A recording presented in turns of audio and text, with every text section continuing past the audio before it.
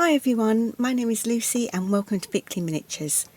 Today's video is part one of a two-part series where I'm going to be making this little rather gruesome kitchen sink unit for the gingerbread doll's house. For those of you not familiar with the doll's house, it's a gingerbread house based on the fairy tale by the Brothers Grimm of Hansel and Gretel. My story is a little bit more macabre in that not only does our witch kidnap children and fatten them up ready to be eaten, she's also a bit of a serial killer, and she likes to keep body parts and use them around the house. And as you can see in this little unit, she's using some severed arms. She's put a spell on them to help her with doing the washing up. So today's video is going to be showing you how to make the actual unit itself, the drawers and the sink and the taps and the little curtain. So that's video one. In the second video I'll be showing you how to make all the accessories that go with the sink unit. So that would include some plates, mugs and spoons made from polymer clay, a rusty bucket, some tea towels, a little sink plunger, some cleaning products, and I shall be showing you how to do the severed arms as well. So I'm going to start off by showing you all the plans for the sink unit. I've drawn all these out, so if you want to pause and take a screenshot or just write down the measurements, then please do.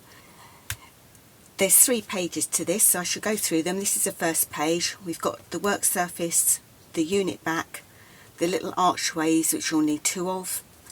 You'll need 2 of the sides that go inside the cabinet, then 2 sides that are at the outside, the shelf which will hold the sink. This measurement here is for the legs of the unit. These measure 5 by 5. If you don't have any 5 by 5 wood, then you could substitute that and use little wooden dowels, round ones, or even straws, or anything really that you've got that would be roughly 5mm across. If you don't want to use them at all, then you can just change the measurements for your side, the outsides of the unit, so that they eliminate having to use these. But do remember that the unit will be slightly shorter if you get rid of the legs. Then we've got the base unit, the shelf where the arch will be. You need 2 of those. The drawer shelves you will need 2 of. The curtain pole, and then all the parts for the sink. You've got the sink back, front, the sides that you'll need 2 of, and then the base for the sink.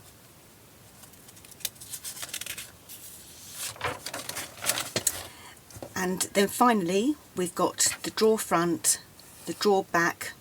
Again, you'll need 2 of each of those. The drawer side you'll need 4. The base you'll need just the 1. Then there's the trim which goes around the drawer front, so you'll need 4 of each of those. The little drawer stoppers, the panel for the hooks, and this measurement is for the curtain. And that's it. All of this has been cut out of wood that measures 2mm thick. So if you're using a different thickness, then obviously you will need to adjust the measurements. These measurements that I've given are just a guideline. I would suggest that you cut each piece out as you go. I don't do that. I cut them all out at once. The main reason I cut everything out in advance is when I'm doing a demonstration, it's a lot easier to have all my pieces together. And also I'm very impatient, so I like to have everything there and ready to go. But if you want a perfect fit, then measure as you go, because depending on where you place things, you only have to be a few millimetres out and these measurements will be wrong. So these are a guideline only. So I'll just flick back again to the other pages so you can just get another look in case you missed the screenshot of them. So that's that one. And that's the first one. Anyway, I shall now stop rambling and I shall start creating. So as you can see, I've got all of my pieces cut out and ready for assembly. I'm going to start though with just the basic unit itself rather than the drawers and worktop. So I'm going to put all those bits to one side, and like I say, we'll start with the actual unit. I've got all my base parts ready. The first thing I'm going to do now is paint them all, and the colour I'm painting them is black because that fits in with the theme of the gingerbread kitchen, which is black and orange.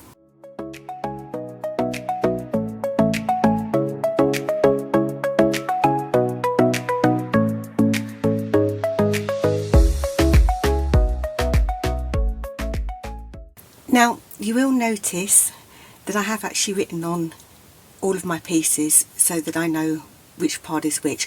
So obviously that's going to be painted over, so I'm going to have to make a note of what these parts are.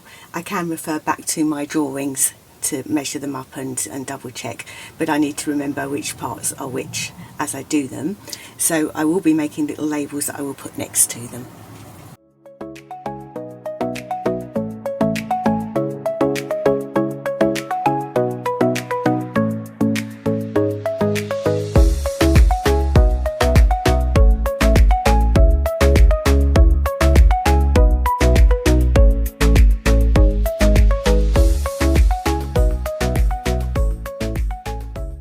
All my pieces are now painted on both sides and they're ready for sanding. The reason I'm going to sand them is to make them look aged and older and a bit more worn.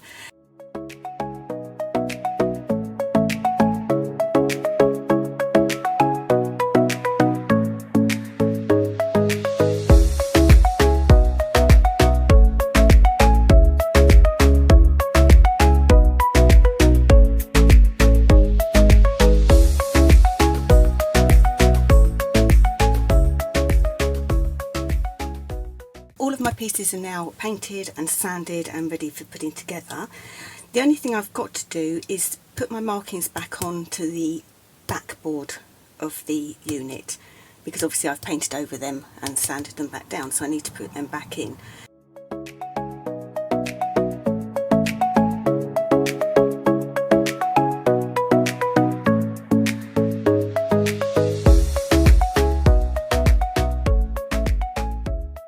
I've put my markings back in. Hopefully you can just about see that, they're on there quite lightly. This just gives me a guide as to where I'm going to be putting all of these parts. So now all I need to do is glue it all together.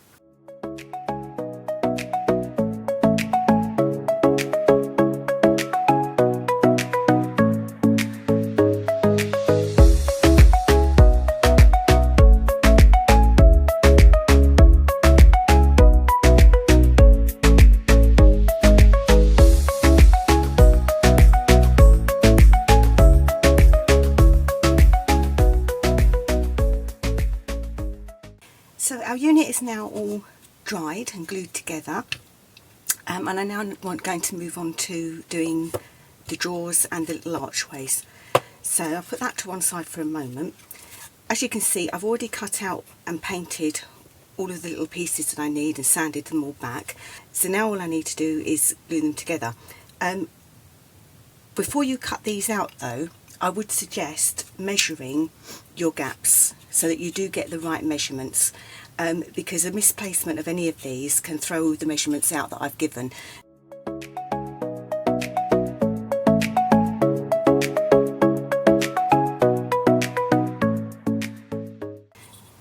Now you will notice, I will show you in a minute, that my drawers are not as long as the actual drawer opening. And the reason for that is because I don't actually need them to be as long as the actual drawer itself, because these are going to be displayed slightly open and they're going to be filled up with things sort of falling out of them. So I don't really need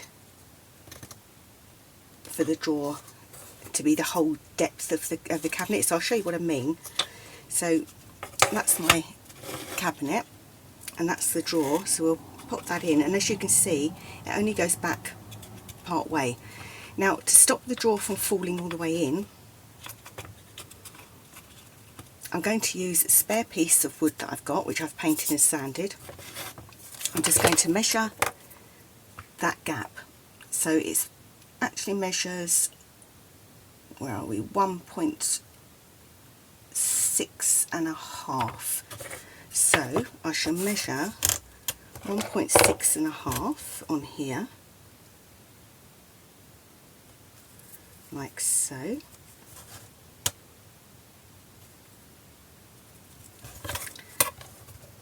And then I should just cut that across.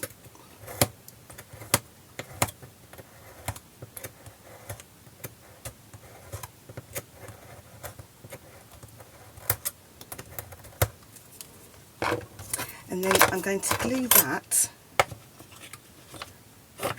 to the back of my cabinet. And that will act as like a stopper. So I should just put that in there, leave that to dry. Let's take off that glue. We'll just leave that there to dry. So when the drawer goes in, it won't go back any further than where I've got that piece of wood. So my drawers are all now dry. I'm just going to put on my handles. Now, because I'm doing this as a witchy themed kitchen, I've got these tiny little bats here. I don't know if you can see them properly. Hold it up to the camera, hopefully that's in focus. These are actually for nail art. What I'm going to do first is I've got a little black seed bead, because I don't want these to be flush against the actual cabinet. I want them to, or the drawer, sorry. I want them to be standing out a little bit like handles would, rather than just being flat. So if I put them on just as they are, they look quite flat. There will be no sort of way to grip them to pull the drawers open. So I'm going to put the little seed bead on first. So I've got a tiny bit of glue, and I'm just going to put my little seed bead there in the centre. I should now put my little bat on top. So again, another little dab of glue, but I'm going to put it onto the back of the bat this time. Pick that up with my tweezers, if I can, and then just place that on top of the bead, making it nice and straight, and then we'll just leave that to dry. So whilst they're drying, I've put my two stoppers into my cabinet. Now I need to put in the little archways.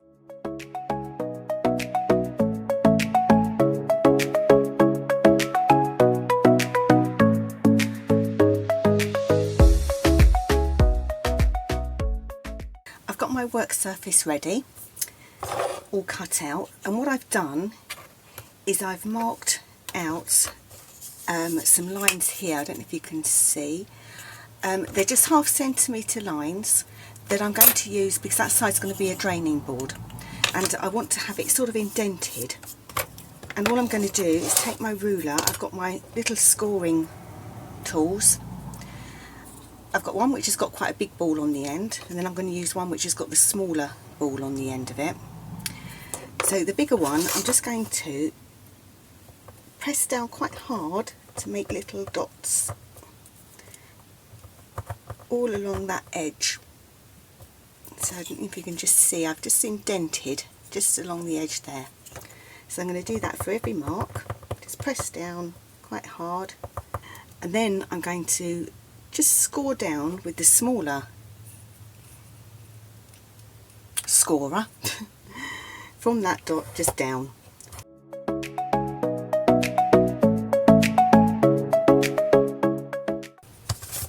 Okay, so that's now all scored. Now I'm going to sand all the edges. Now I've left a 5mm gap, or overlap I guess you'd call it, for the work surface. So if I get my cabinet, I'll show you. When I line it up, you'll see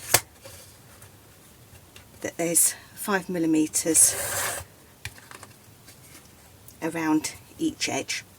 Now the reason for that is because I'm going to sand this to make it all sort of wobbly, because my theme to the kitchen is sort of old, battered and uneven, I guess, furniture. So my work surface I want to be all uneven looking.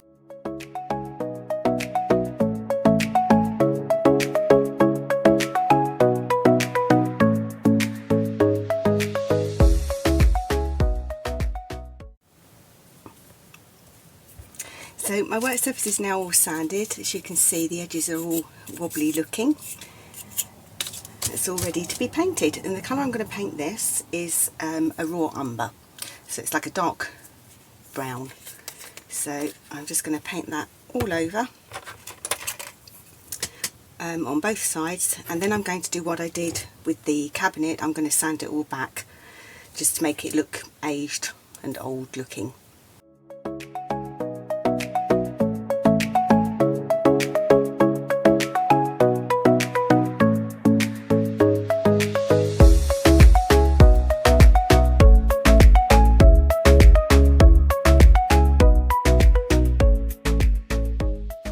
Okay, so that's now all painted and sanded on both sides, and I'm now going to do a black dry brush over the top. So I've got a little stubby brush which I'm going to use, so I'm just going to put a tiny bit of black on there and then wipe off most of the excess of that, so that you've got practically a dry brush. And then all I'm going to do is lightly go over the whole surface, and that will just sort of slightly darken it. I'm just going to go a bit harder over the edges.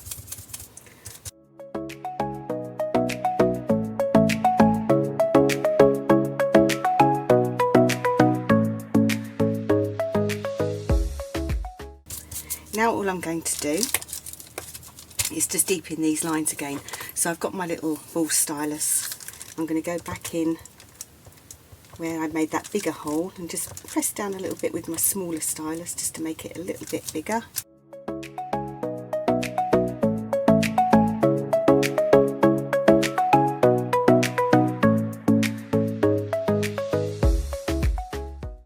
There we have it, our little work surface is now ready. So all I need to do now is glue this to the top of our cabinet, like so. I've just noticed on mine, I don't know if you can see, you can just see the edge of this here. I don't know if you can actually see that, but you just about see the edge of it. So I'm just going to go in and paint that with some black.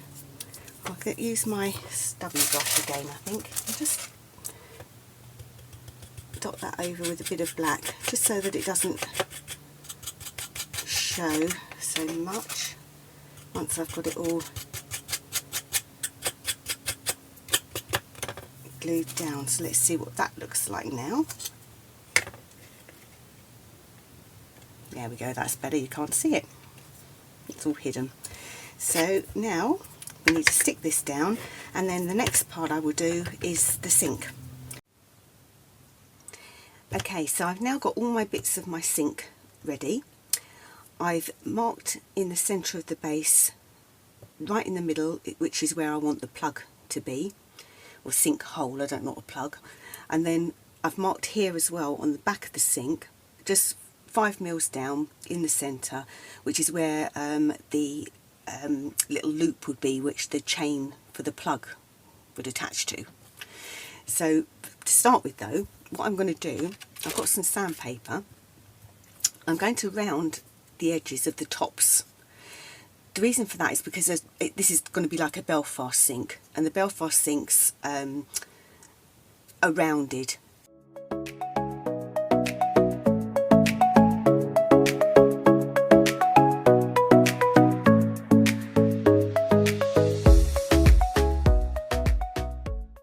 So all my sides are now beveled, rounded.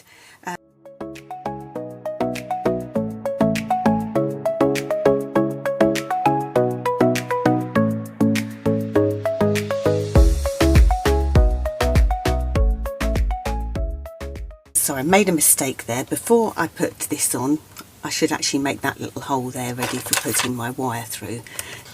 I've got this, which is actually a hat pin. So I'm just going to make a hole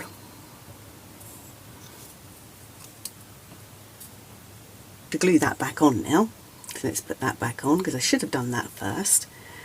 And I should have probably done the one for the plug as well,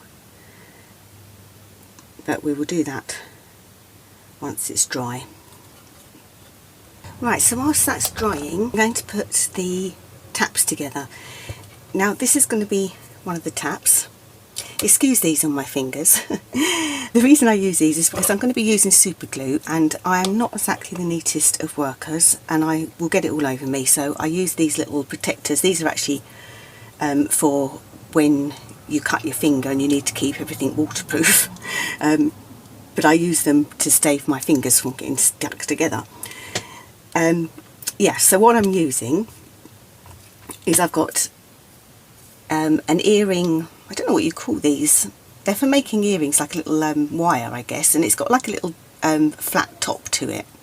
So I'm using one of those at the back of an earring,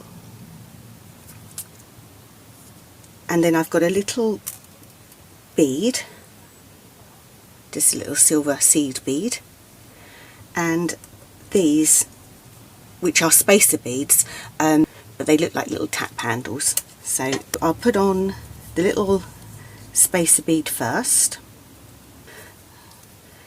So I'll put that on first, then I'll put the smaller bead, and then the earring back. Now, to get that to all stay in place, you can push it up. I've got the other one there. But to get it to stay in place, I'm going to use some super glue. And like I say, I do get in a mess with this.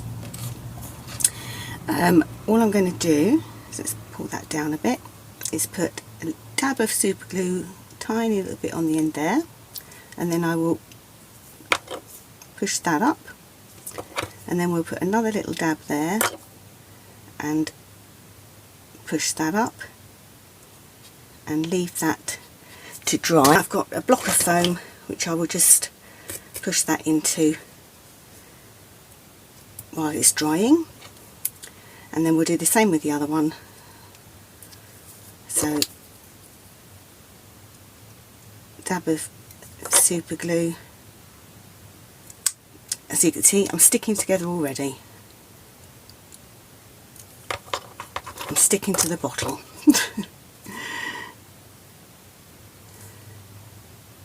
And then push that, it's a bit stiff. And then again leave that one to dry. That's our second tap done.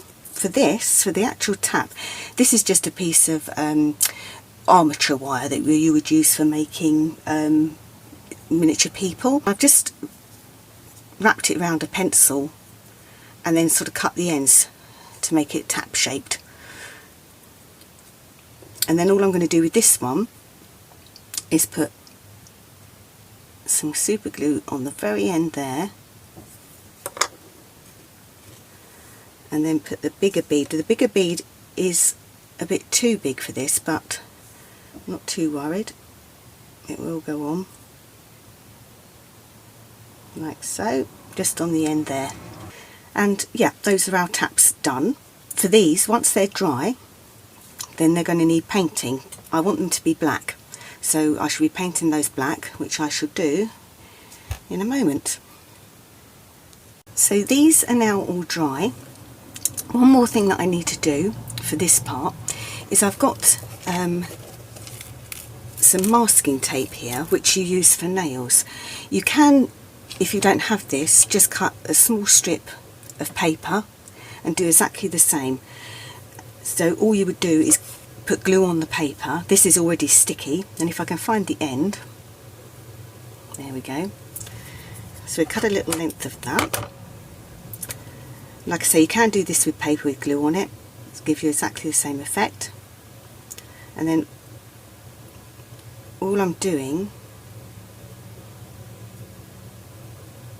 hopefully you can see this,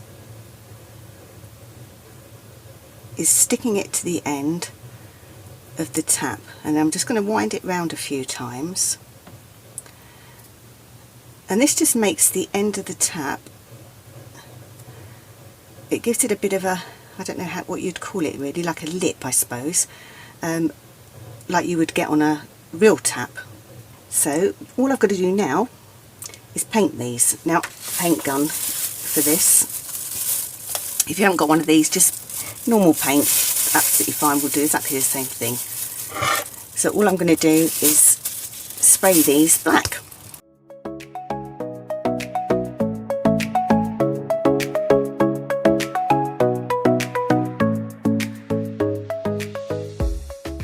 So our taps and spout are now dry. What I'm going to do is I've got some metallic bronze paint, and I'm just going to dry brush just around the sort of edges of them. So I take some paint out of the lid. Let's just wipe that off, and then I'm just going to sort of just touch up around the edges just to give them a little bit of detail, make them look a bit used, a bit more antique-y looking. So I don't know if you can see that there, where they've just got a little bit of bronze on them. You can see that. And I'll do the same with the spout. And now we can stick them. Now all I'm going to do is mark out where I want them to go. So on my unit, on the work surface, I want them the tap to be roughly in the middle there. So if I get my ruler, and I'll just measure across there, which is 5 centimetres, and if I mark at 2.5, then I know that's the centre. So that will go, the tap for the tap will go there. I think 1.2 centimetres each side. So that's 1.2 and that's 1.2. And that should be about right for the tap. So we'll put that there. Yeah, I think that'd be about right. I don't know if you can see, but there's a tiny little bit of metal from the spout showing. So I need to sand that down so that it's flat, because otherwise it won't stick properly. The taps, I just need to snip those wires off, and again there will be a little bit left. Careful when you do that, unlike me. You can see there's a little bit of wire at the end there, so I'm just going to sand that down as well. Then all we need to do now is glue it. That's our taps all glued on. Off camera I glued our little hooks on the side, like so. I'm just going to interrupt the video here for a moment, because when I made this little panel for the hooks, for some reason my phone didn't record, so I will just run through with you what I did. I had a piece of wood which measures 3 centimetres by 1.5. I painted it black, sanded it exactly the same as I did all the other pieces, and then I used these little hooks, which are from Hook and Eyes, which you use in sewing for dressmaking. So I've used those. I've just used the hook part and just glued 3 of them on, and that was it. So that's our little panel. Anywho, back to the video. So all I've got to do now is wait for that to dry and carry on with doing the sink. So for the sink, I want to make the edges rounded. So now it's all dried, I've sanded the edges to make sure it fits. So I just sort of went across, sanded it all, and I've double checked that it fits. So that's our front, and it fits in nicely like so. And now that's ready, I'm going to just sand down, like I say, these edges around the front of the sink, just so they're a bit rounded. So all I'm doing is just that with the sandpaper, just to round them off. Just gives them a bit of a neater finish at the front. So when it's in, it just looks a little bit more rounded. I've just noticed I've got a tiny, probably about 0.5 millimetre on these bits, which is sticking up. So I'm just going to sand those down as well. Yeah, that's better. So now I haven't got those showing.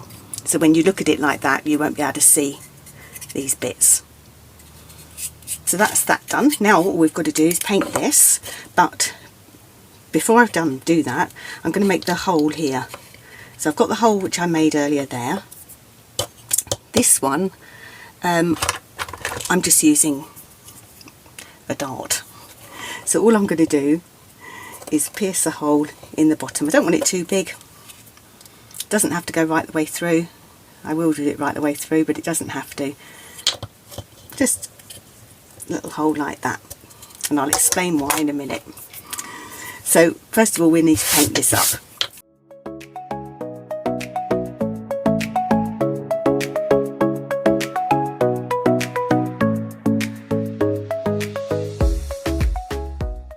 Right, so my sink has now had 3 coats of white paint. The next thing I want to do, as you might have noticed actually, that I only painted the front and the insides and just sort of the edges, because obviously the rest of it's not going to show. It's going to be glued down, so I've only painted the areas that are going to show. I also went over afterwards with my sponge because, as you probably know by now, I don't like brush marks, so the sponge gets rid of those. The next thing I'm going to do is I've got a Mod Podge, which is a gloss luster, so it's a high gloss Mod Podge, which is a bit like a varnish. I mean, you can use any varnish, gloss varnish, just to make it glossy like a sink would be. So I'm going to go ahead and once this is dry, put some Mod Podge on and make it all shiny. Okay, so that's all now dry. I've remade the holes because they got covered with paint and Mod Podge. The little loop that I'm going to use for the chain, I sprayed that black as well, just so that it matches in. And I've got a tiny little chain here, which I got from an old piece of jewellery. And all I'm going to do is try to attach this little bit of chain to this loop. Right, I'm going to swap out my chain because I think that is too small. So I've got some more little chains here. This has got bigger loops on it. That might be a bit better. So I'm just going to loop that, hopefully,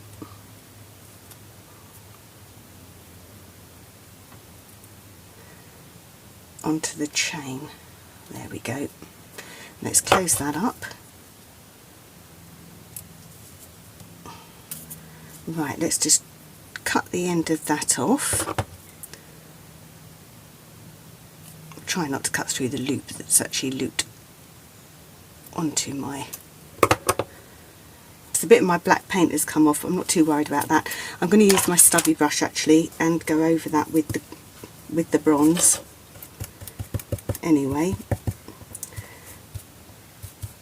which I forgot to do earlier, so hopefully that will cover that up. And then all I've got to do is push that through there. And that is my chain for the sink. So I'm just going to again get my super glue. I will risk it this time without my little protectors. Super glue that to the back. For my sink, it's going to be full. I'm going to have dirty water in it and dirty dishes, so I don't need an actual sink plug hole for it, but I wanted to show you how to do it. If you wanted your sink to be empty, then I wanted to just show you what you can do to make it a little plug. So let's just cut that back bit off, like so. So that's my little chain. Now with mine it will just be at the bottom because I will have this filled up, but you could display yours on the counter however you wanted to. If you wanted to put a plug the other end, I will show you that too. So what I've got now is a little popper that you'd use for clothes, and I'm going to separate it. Now, oops, this part of the popper is going to become the plug hole, and then you could use this part as your actual plug. So if you painted that up black, and I don't know if you can see, sort of attached it or just glued it in place the other end, it would look like it's the sink plug.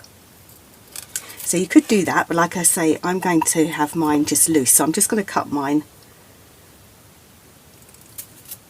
like so. Put that to one side because I will have mine loose in the water. All you want is that hole to be big enough for that little end bit of the popper to fit through. So all you do is put a bit of glue in and just glue that in place. So I will put a little bit of super glue. There's my tweezers, because again I should have my little protectors on, because I will probably glue myself to this if I'm not careful. And then I will just use the end of my stubby brush. I'll just push that down. Now, like I said, this is going to be covered up on mine, but obviously you could do it a lot neater, and also put the plug wherever you want to put it. So, oops, that's got caught in the back. Yeah, so that's how you could put your little plug drainage hole in, and like I say, you could put it anywhere you wanted to. So I'll put that to one side to dry, and then we'll fit the sink into the unit. Right, so back to our unit. That's all nicely dried. I haven't put the drawers back in yet. I'll do that last. To my sink. And all I've got to do now is glue the sink in place.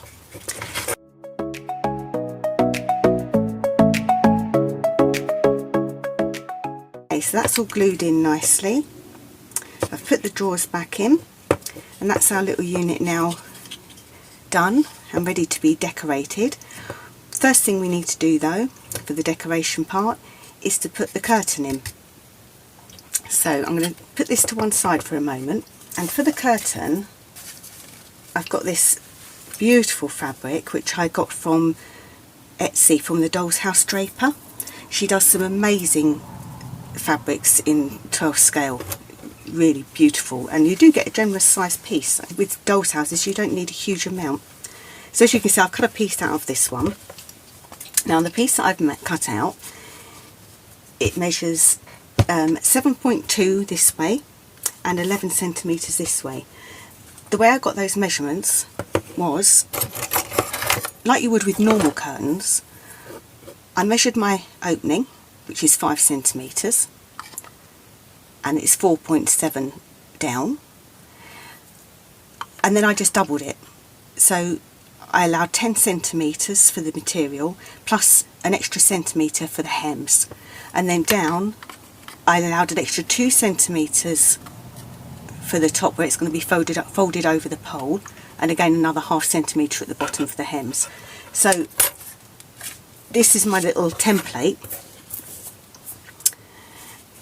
and on the back of the fabric I cut the fabric out, and I've pencil marked on the back of the fabric where I want my hems to be. So all I'm going to do is I fold those up first, and then I will use my tacky glue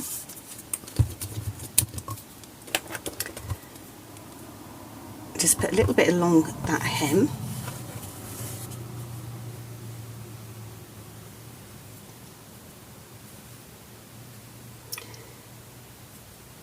there we go, like that.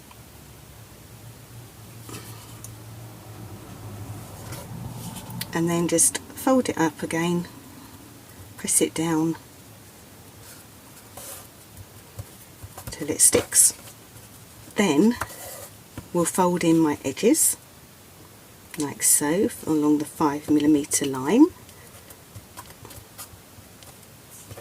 Let's do the other edge.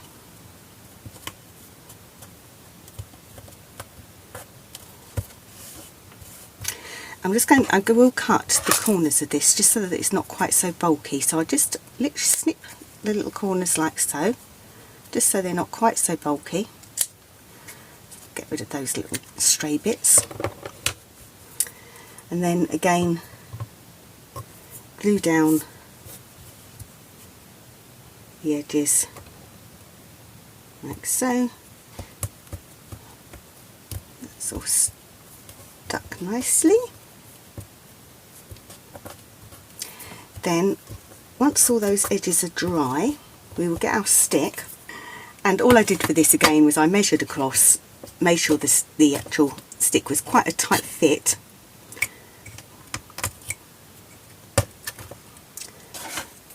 This is actually just a piece of wooden skewer that you would use for cooking. So I just cut that down to the right size, painted it, sanded it back, same as I have with the others. Then folded that down the 2cm line. I'll just check as well that that is the right length before I do it all, which it is.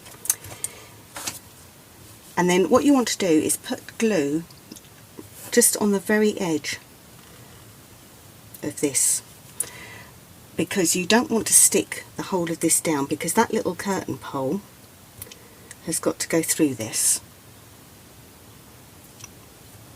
So you just want to put glue on the edge and fold that over so it's just stuck here.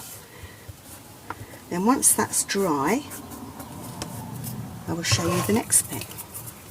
Our curtain is now all dried, and I've threaded it onto my curtain pole like so. So I'm just holding it there quite tightly at the moment. I've got a foam block, piece of greaseproof paper on top, and some watered down PVA glue. So all I'm going to do is lay my curtain down for now, put a pin where I want the end of my curtain to be, either side of the pole.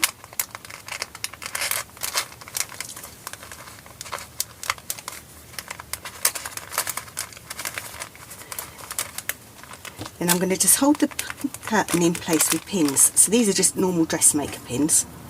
I'm just going to sort of pleat it how I want it to look. It can be a bit tricky, and it takes a little bit of time to do, but pleat it how you want it to be hanging and pin it as you go.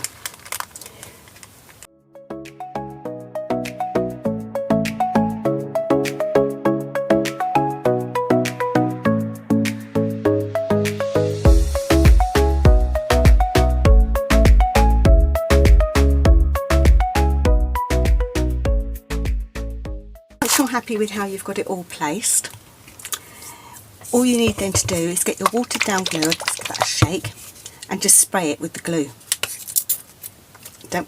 Okay, mine's stuck a little bit, so we won't do that. And I will just paint it on. You don't need to spray it. And just literally soak the fabric in glue. Doesn't matter how much.